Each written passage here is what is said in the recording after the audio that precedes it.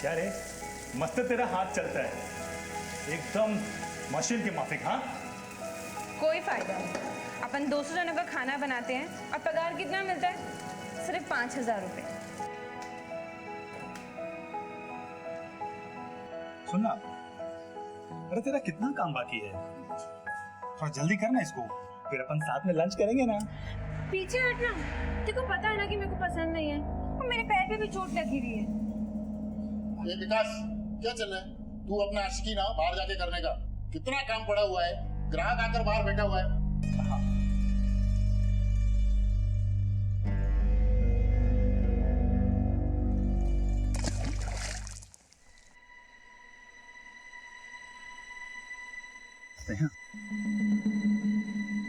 वो मैं क्या बोल रहा था कि तू और मैं, I mean, मैं और तू, हाँ बोलना। अपन के दिल में कुछ है तेरे लिए। हाँ तो फिर मेरे को क्या बोल रहे हैं? मेरी आई को बोलना। क्या? अरे तू पागल हो गई क्या? मैं तेरे आई को बोलूंगा आई लव यू।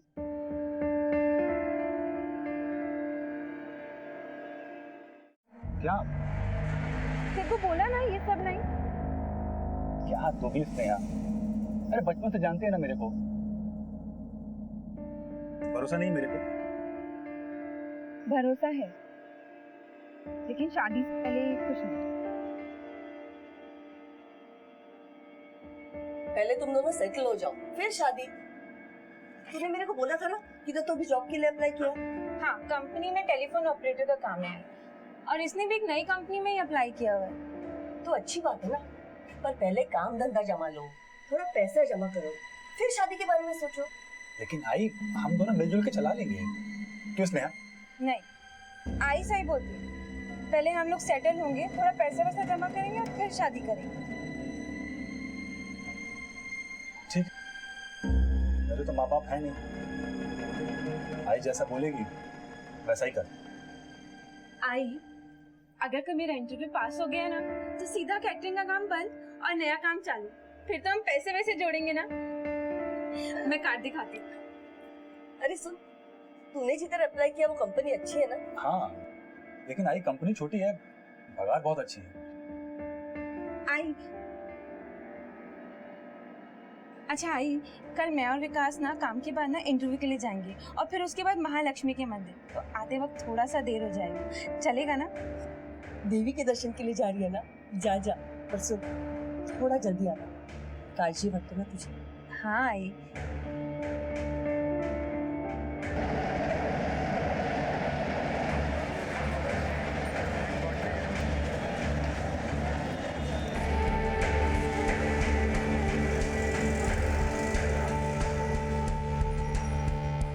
इंटरव्यू तो बहुत अच्छा हुआ है, बस ये नौकरी मिल जाए, इसलिए जाते जाते ना महालक्ष्मी के मंदिर जाएंगे और फिर तुरंत घर।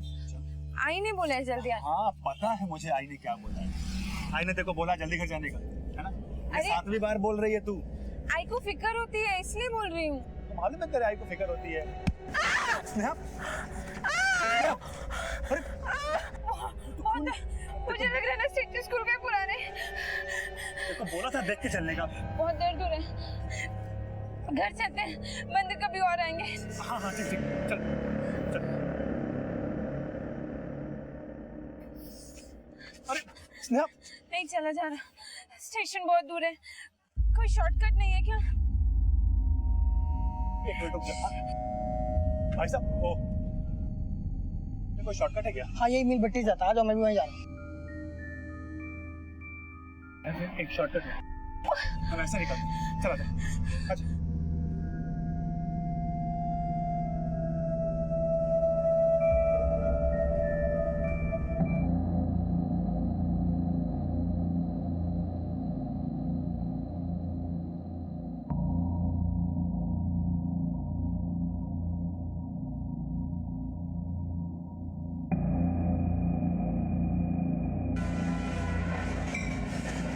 बहुत देर दूर है, चला भी नहीं जाए। हाँ, यहाँ पे थोड़ी देर बैठते हैं, फिर उसके बाद निकल जाएंगे। अच्छा इसे बैठ जाए। बहुत दर्द हो रहा है। बस पास में स्टेशन। थोड़ी देर यहाँ बैठ कर उसके बाद निकलेंगे।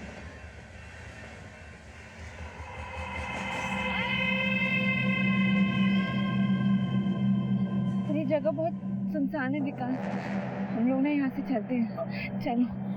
लेकिन स्नेहा, आखिर तू चल भी तो नहीं पा रही है ना, तो थोड़ी देर यहाँ बैठते उसके बाद निकल लेंगे।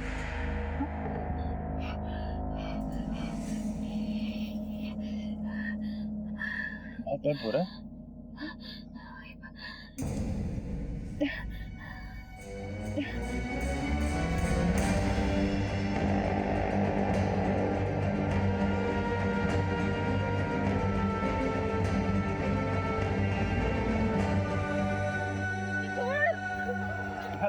देख मेरी बात सुन, इसने मेरी बात सुन, इधर इधर देख, कुछ भी नहीं होगा, मैं सब संभाल लूंगा।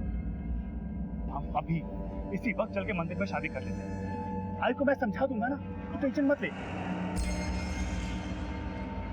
शादी नहीं, आई को पता चलेगा तो ये मर जाएगी। आई देख स्नेहा, ऐसा कुछ नहीं।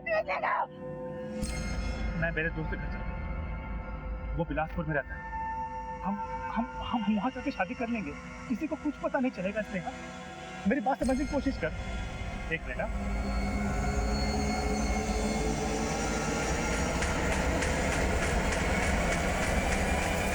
हेलो, हाँ माधव भाई, माधव भाई वो मुझे कुछ पैसे की जरूरत है, वो मुझे गांव जाना है क्योंकि बाबा बीमार है।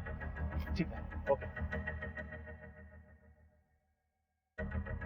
मेरी माधव भाई से बात हुई है, वो घाटकोपर स्टेशन आ रहे हैं पैसे देने के लिए, और फिर वहां से हम लोग बीटी निकल जाएंगे और बिलासपुर की कोई भी गाड़ी पकड़ लेंगे। वहां मेरा दोस्त रहता है, हम चल के वहां पे शादी कर लेंगे। स्नेहा, मैं सब हाँ, ऐसा कुछ नहीं होगा, मैं सब संभाल लूंगा।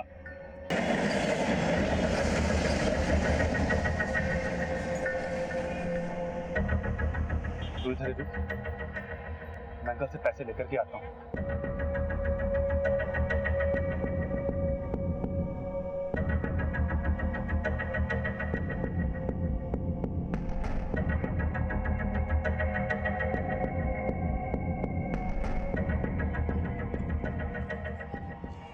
अंकल ने कुछ पैसे दिए, मैं तेरे लिए कपड़े लेकर के आता हूँ।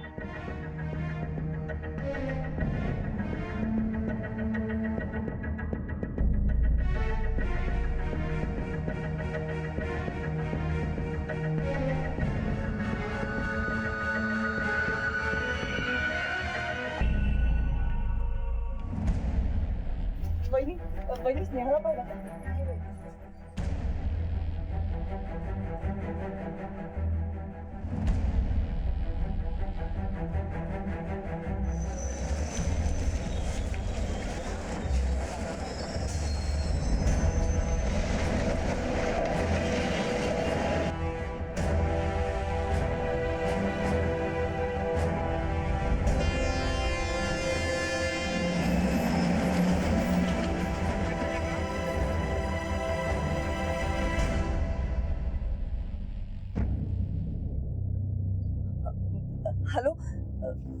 हेलो मैडम, मैं स्नेहा जोशी की माँ बात कर रही हूँ। वो कल आपके यहाँ पे इंटरव्यू के लिए आई थी ना? सॉरी मैडम, वो इंटरव्यू के बाद किधर गई मुझे नहीं पता।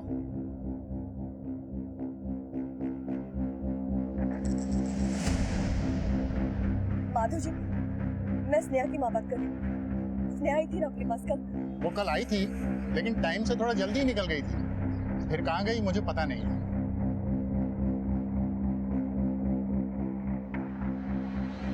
शायद कल रात से मेरी बेटी घर नहीं आई।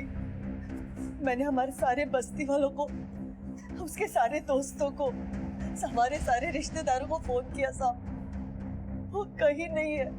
साहब वो केटरिंग कंपनी जहाँ पे वो काम करती है ना, वहाँ पे भी फोन किया मैंने, वो वहाँ आकर चली गई। वो बोल के गई थी एक इंटरव्यू के लिए जा रही है, ये पता है इसका। यहाँ भी फोन किया साहब, यहाँ भी आके चली गई। वो कुछ पता ही नहीं है उसका। उसका मोबाइल नंबर 98। ठीक है मैडम, हमने कंप्लीट नोट कर लिए, हम पता करते हैं। और हाँ, उसका कोई फोन आए या उसके बारे में कोई इंफॉर्मेशन मिले तो सीधा इधर आके बता। मुझे पूरी नशोदस है,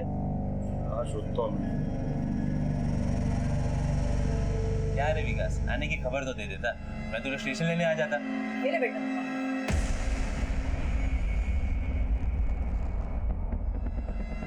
और चाहिए? नहीं नहीं, वो दरअसल मैं जल्दी में निकला तो सोचा कि दोस्त के घर पे जाता हूँ। अच्छा किया यहाँ चले आए, लेकिन सामान किधर है तुम्हारा?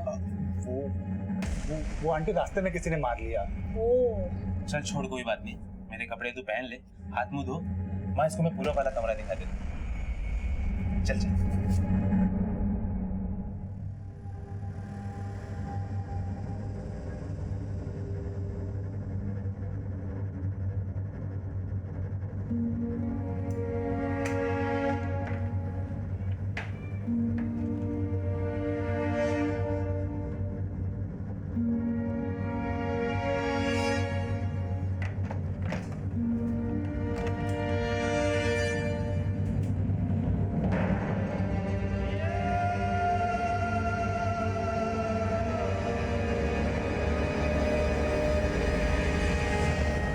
हाँ मैडम, मैं स्नेहा जोशी जहाँ काम कर रही थी वहीं से बोल रहा हूँ। कल वो यहाँ से जल्दी निकल गई थी। ठीक है, आज एक दिन रुकते हैं, अगर कल नहीं लौटती तो उसके कॉल रिकॉर्ड निकलवाते हैं।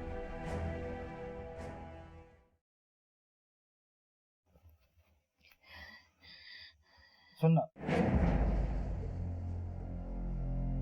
चल ना डॉक्टर के पास चलते हैं।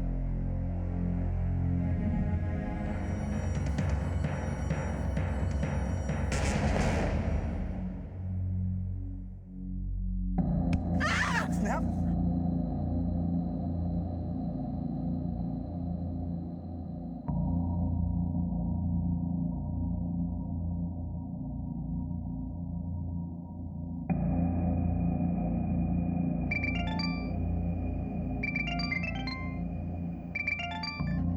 स्नेहा, हेलो, आई आई कुठे आहेस तू बेटा?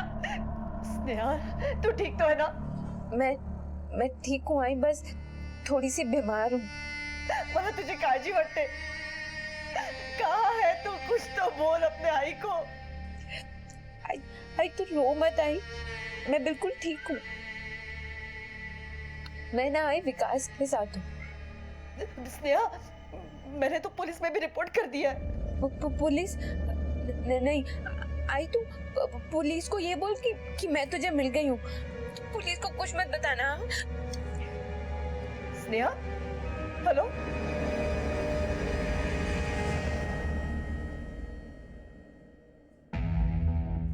साहब। अरे मैडम, अभी तक आपकी बेटी का कोई पता नहीं चला। पता चलते ही आपको? नहीं साहब, वो मिल गई। मिल गई? किधर मिल गई?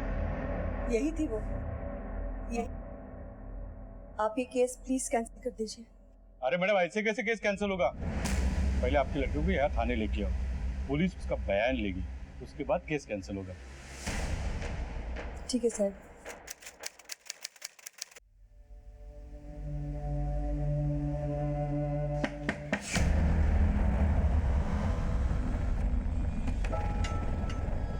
आ गई तुम्हारी बेटी? हाँ, वो काम पे गई है। अरे उसको बोलो एक बार आके थाने में शक्ल दिखा के जाए। बोलती हूँ उसको।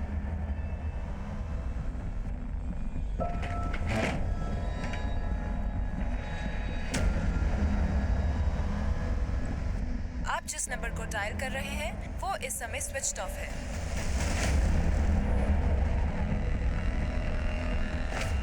क्या इसका तू बेटा? अरे कहाँ हो तुम लोग? ठीक है, हम आते। विकास, अरे ओ विकास, चल पुराने दोस्तों से मिल के आते।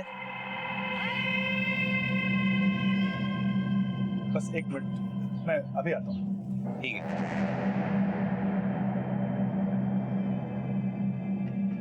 स्नेहा, मैं वो मनोज के साथ मैं बाहर जा रहा हूँ, तुम अंदर रहना।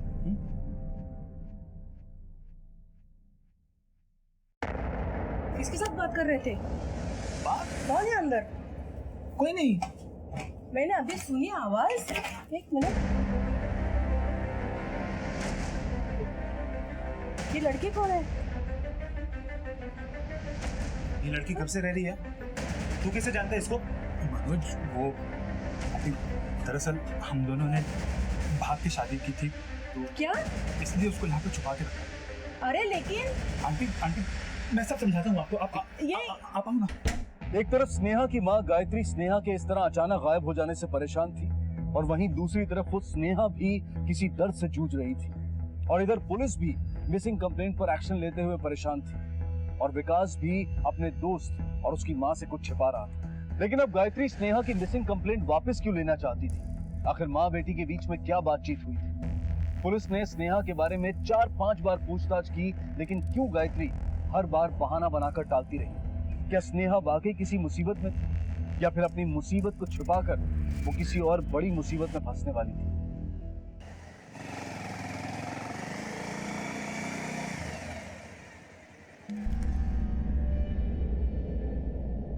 तो आज कहाँ चलना है मैडम? नया असाइनमेंट दिया है बॉस ने, मुंबई के अनोखे स्ट्रक्चर्स कैप्चर करने का।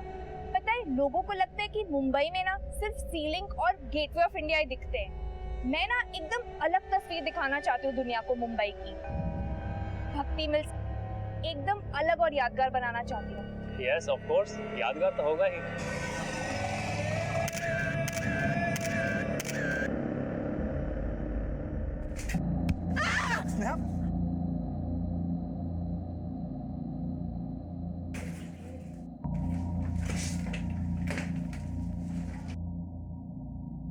मुझे मुंबई जाना है। क्या? आई से बात हुई है मेरी।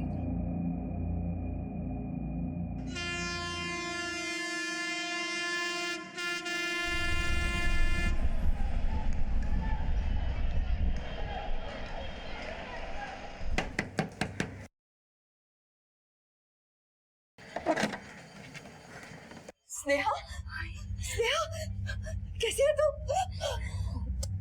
ठीक तो है ना तू? कहाँ थी तू इतने दिन?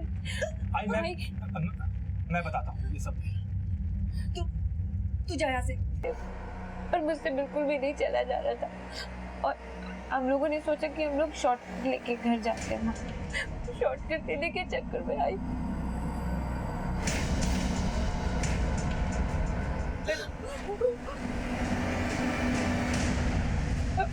मुझे कुछ भी समझ में नहीं आ रहा था मैं क्या।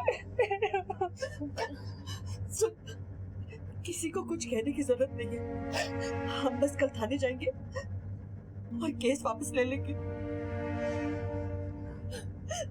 किसी को कुछ पता नहीं चलना चाहिए, वरना ये समाज।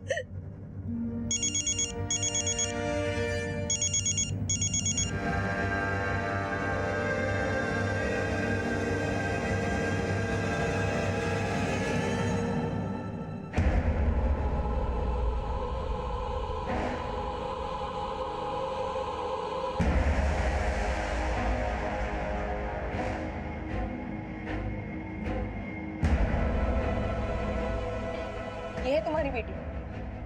हो मैडम, वो केस वापस लेना था। अब तो ये आ गई ना। बेचारे केस फाइल्स दे दो।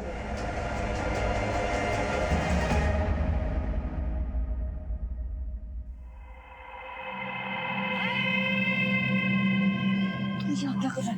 अरे वो क्या पूछ रही? मैं कब से उसका फोन करूँ, फोन उठा ही नहीं रही मेरा। एक मिनट, इधर आइए। तुम भी। नाम क्या है तुम्हारा? जी विकास। क्या लगते हो इसके? तो दोस्त है मेरी। सच बोल रहा है ये? अभी 1 महीने से कहाँ थी तुम? क्या हुआ था तुम्हारे साथ? देखो, यहाँ पर किसी से डरने की कोई जरूरत नहीं। कुछ भी तो नहीं। आप केस वापस लीजिए ना। 1 मिनट, मैं इससे बात करूं। क्या हुआ था तुम्हारे साथ? पिछले 1 महीने से तुम्हारी माँ तुम्हें ढूंढ रही है, हम तुम्हें ढूंढ रहे हैं। कहाँ थी तुम? किसी ने कुछ किया तुम्हारे साथ? मारा?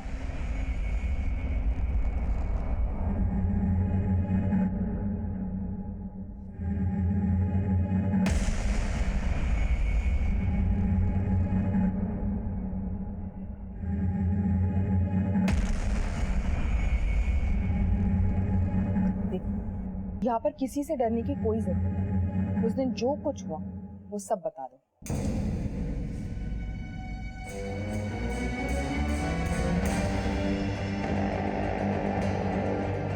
बोलो।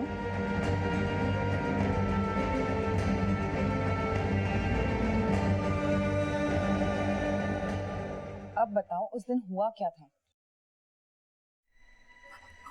उस रोज जब हम लोग महालक्ष्मी मंदिर की तरफ जा रहे थे तो मेरे पैर में चोट लग गई थी और हम लोगों ने भक्ति मील वाले रास्ते से शॉर्टकट लिया रेलवे स्टेशन जाने के लिए।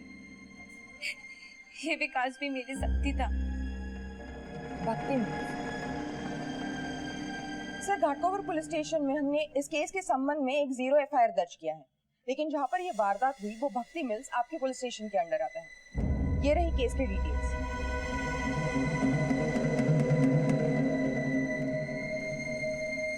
आप बताइए आपके साथ क्या हुआ?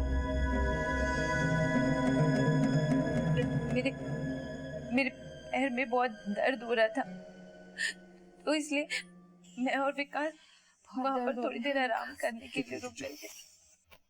मैं ना ये रुमाल बांध देता हूँ, इससे तेरा खून बंद हो जाएगा। क्या हो रहा है भाई? तुम लोगों को मालूम नहीं है प्राइवेट इलाका? हाँ हाँ वो मालूम है, ये प्राइवेट इलाका है। तो दरअसल हम लोग महालक्ष्मी स्टेशन जा रहे थे। ओहो।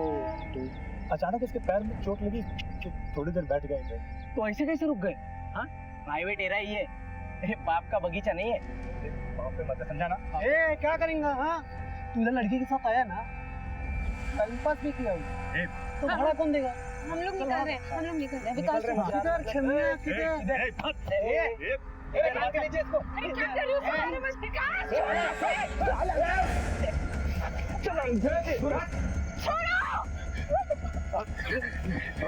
अरे किधर है तुम लोग? इधर नया मार आया एकदम छोड़ो मुझे, छोड़ो। और दूंगा विकास पीछे नाटक नहीं चाहिए मेरे को। ज्यादा हीरो बनती दिखाई ना, थोड़ा फोड़ दूंगा साले।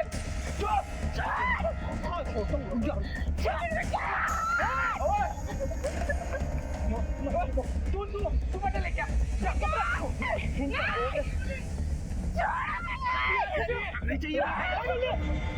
हाथ पकड़ी, हाथ पकड़ी।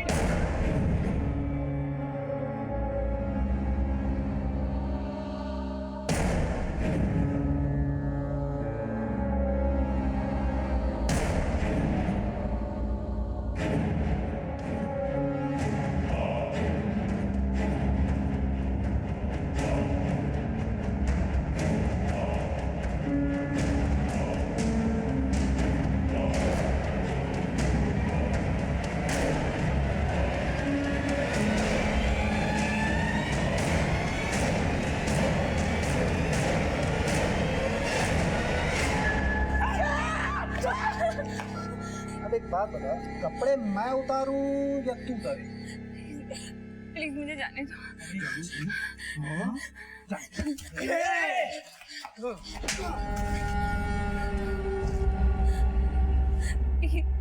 प्लीज मुझे जाने दो, प्लीज। देख, जितना बोलता हूँ चल, मत्था मत खराब कर ले। भाई तू उतार, ठीक है? ये शुभ काम भी मैं ही कर दूंगा। अरे देख तू नहीं, तेरे अंदर दम कितना। विकास! हेलो पंकज भाई, ये कहाँ है तू? मैं जल्दी आ, माल आया है।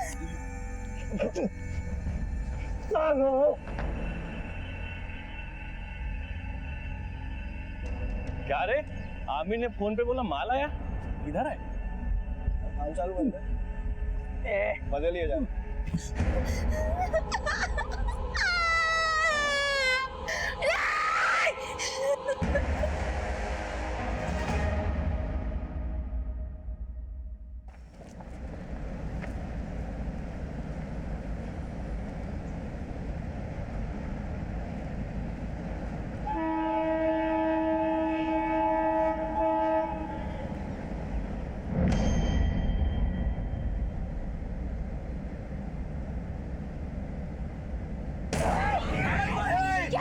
क्या हाथ पकड़ इसके हाथ। इधर आइए।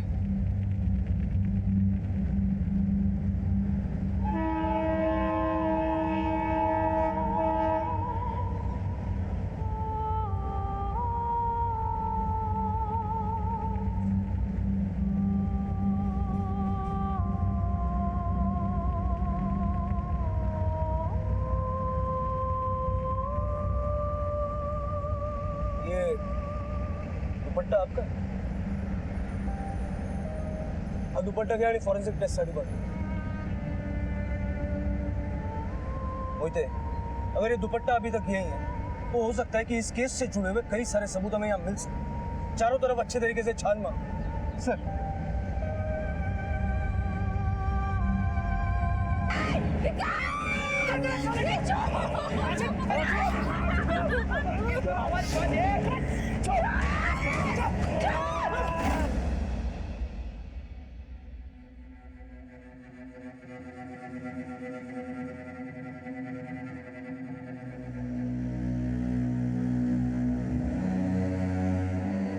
ये सारी चीजें कलेक्ट करो और फॉरेंसिक टेस्ट के लिए भेजो. सर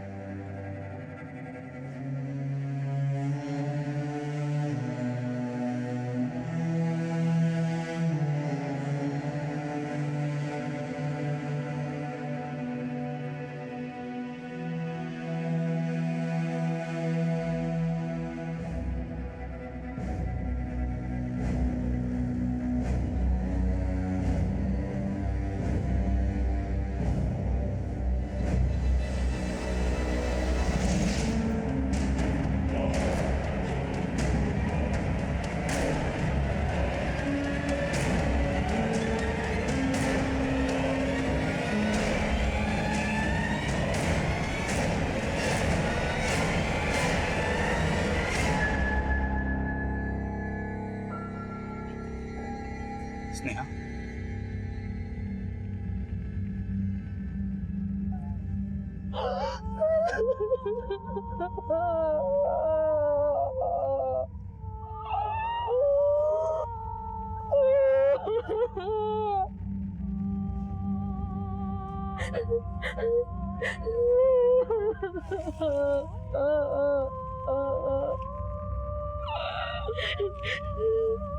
साहब वो घटना के बाद उन पांचों ने हम दोनों को इधर ही छोड़ दिया और फिर धमकी भी दी और उसके बाद वो लोग उस रास्ते से निकल गए.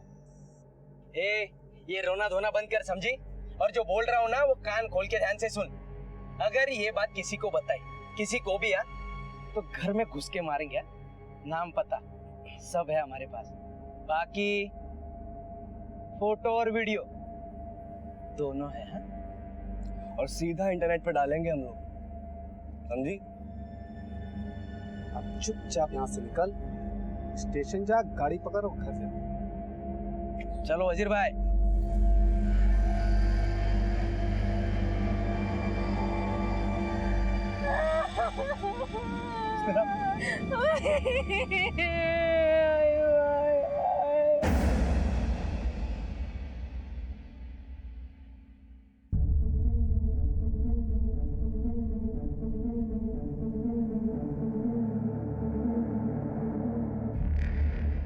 सर उन लड़कों का क्या करेंगे? आंख खींचेंगे.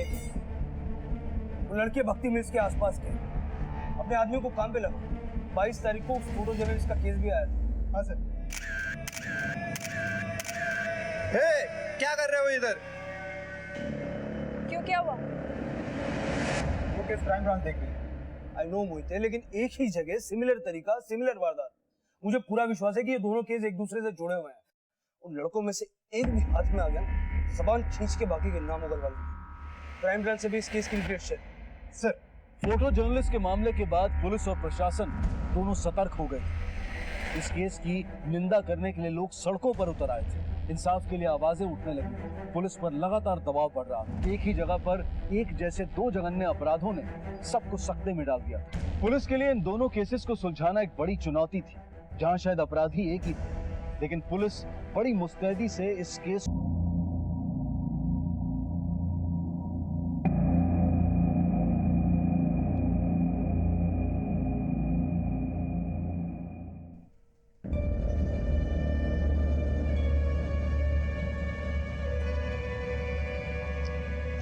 प्लीज लेडी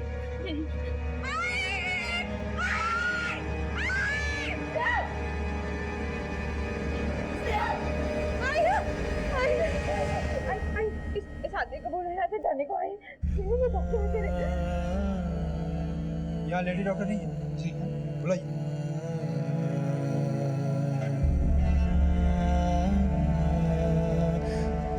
चल आओ आओ कोई डरने की बात नहीं आओ जी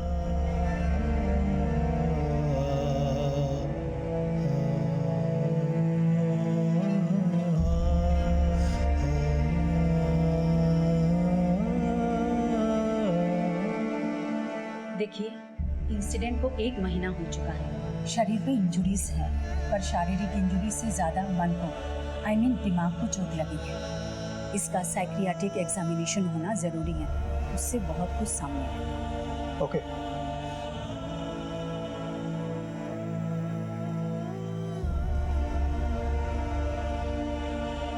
वो लोग जब मैं आंख बंद करती हूँ ना तो सब मेरे आंखों के सामने हाथ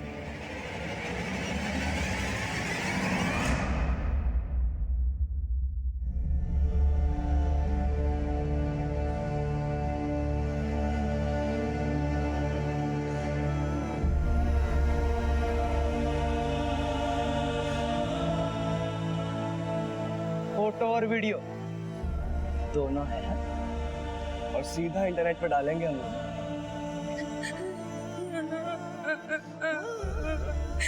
किसी अबला औरत की अस्मिता पर हमला करना हत्या से भी जघन्य अपराध है। ऐसी घटनाओं में मेडिकल एग्जामिनेशन घटना के 24 घंटों के अंदर हो जाना चाहिए, लेकिन स्नेहा के केस में ऐसा नहीं हुआ, जिसकी वजह से मेडिकल रिपोर्ट में गैंगरेप को साबित करने के कोई भी पुख्ता सबूत मौजूद नहीं थे। लेकिन शारीरिक दुष्कर्म का असर सिर्फ शरीर पर ही नहीं, बल्कि उससे कहीं ज्यादा औरत के दिल और दिमाग पर पड़ता है।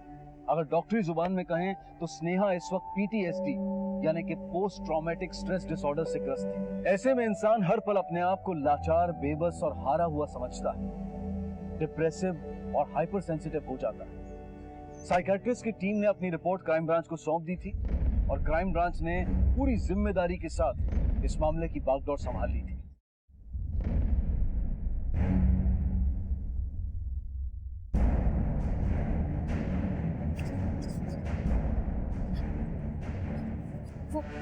वो पांच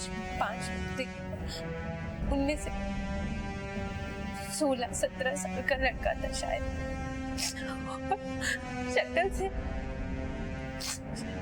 शक्ल से वो सब ना गुड्डे थे और उसके बाद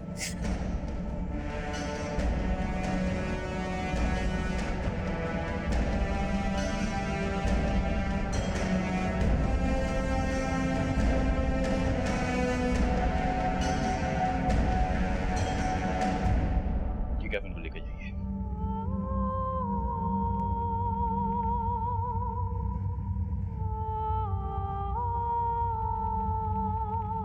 भक्ति मिल के पास में डिस्क्रिप्शन से मैच करते हुए जितने भी लड़के हैं सब पीड़ित लड़की सिर्फ एक लड़के का स्केच बनवा पाई थी। पुलिस ने भक्ति मिल्स के 2 किलोमीटर के दायरे में तकरीबन 150 लड़कों को टटोला और उनकी दिन रात की कोशिश से उन्हें आखिर कामयाबी मिल ही गई।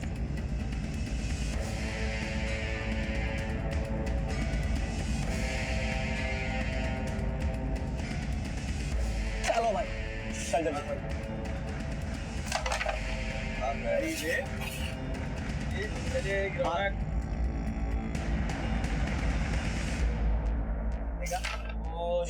भाई भाई भाई एक कुछ काम है मुझे, कुछ काम याद आया अभी आ जाऊंगा, दोबारा आ जाऊंगा।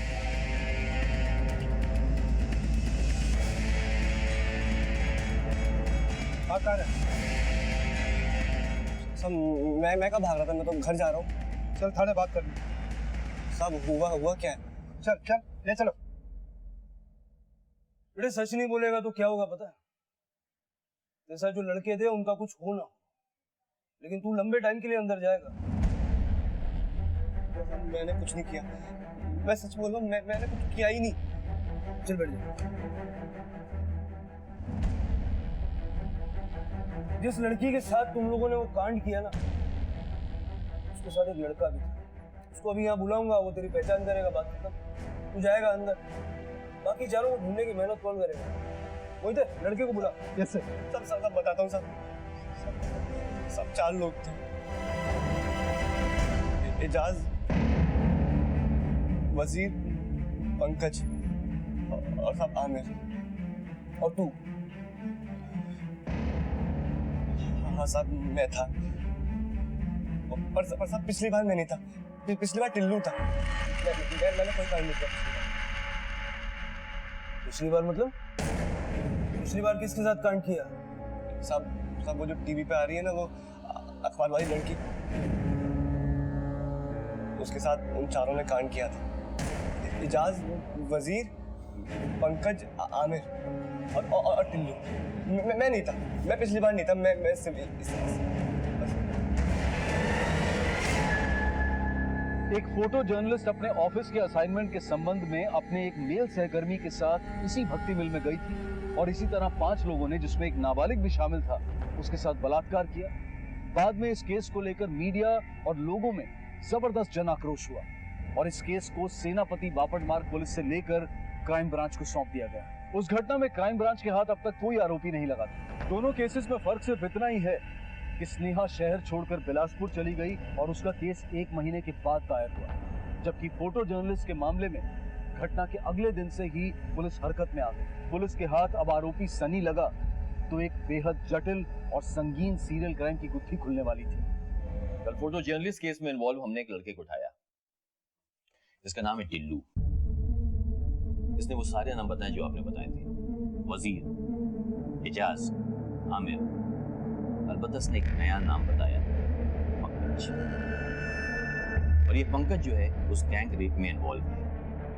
जफर साहब, मुझे लगता है कि उस मिल में कोई रैकेट है। You are absolutely correct. ये एक रैकेट ही है।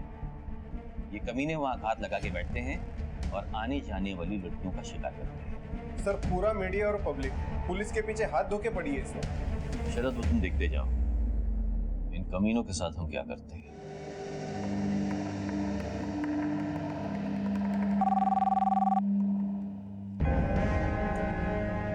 सलाम साहब, अफजल बोल रहा हूँ। बोलो अफजल, क्या खबर है? एजाज दिल्ली से आ गया साहब, जरीमारी खोली में।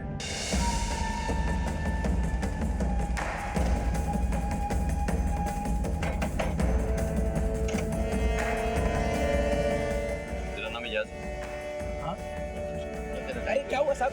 साहब, अरे हाँ साहब, मैं मुमरा से बोल रहा हूँ। वो वजीर शेख है ना, जिसका टीवी पे न्यूज़ आया था, उसको मैंने देखा है उसकी खोली पे जाते हुए।